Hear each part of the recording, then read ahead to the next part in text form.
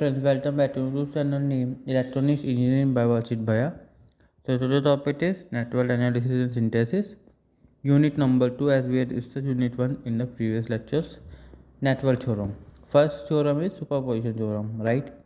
In any active, linear and bilateral element or network having more than one source, the response in any voltage or one of the branch is equal to observed sum of response caused by the individual source while the rest of the sources are replaced by the internal resistance. आपको directly Hindi में समझाता हूँ, right? कि अगर हमारे पास 2 या 3 independent voltage source हो या करंट सोर्स, कुछ भी हो सकता है। वोल्टेज सोर्स करंट सोर्स भी हो सकता है, करंट सोर्स वोल्टेज सोर्स भी हो सकता है, करंट वोल्टेज सोर्स भी हो सकती है, वोल्टेज सोर्स भी हो सकती है।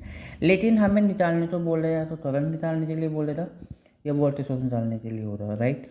तो हम एक ही बारी में लाइक वोल्टेज और करंट सोर्स है तो हम वोल्टेज सोर्स रखेंगे और करंट सोर्स तो उसके इंटरनल रेजिस्टेंस से रिप्लेस करेंगे, राइट? और हम उसको सॉल्व आउट करेंगे, राइट? सिमिलर वे में करंट सोर्स तो लेंगे, वोल्टेज सोर्स तो रिप्लेस करेंगे, हम तो सॉल्व करेंगे और बाद में हम दोनों को प्लस कर देंगे।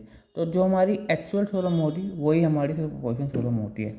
अगर वोल्टेज सोर्स होती है तो उसका इंटरनल रेजिस्टेंस 0 होता है तो हम उसको शॉर्ट सर्किट करते हैं। करंट सोर्स होते तो उसका इंटरनल रेजिस्टेंस इनफाइनाइट होता है तो हम ओपन सर्किट कहते हैं। अगर x1 तो सॉल्व करते y1 आता है और x2 तो सॉल्व करते y2 होता है तो x1 प्लस x2 क्या होता है y1 plus y2। So at the end, thank you so much everyone. Please like, comment, share and subscribe to my channel and don't forget to press the bell icon of the channel.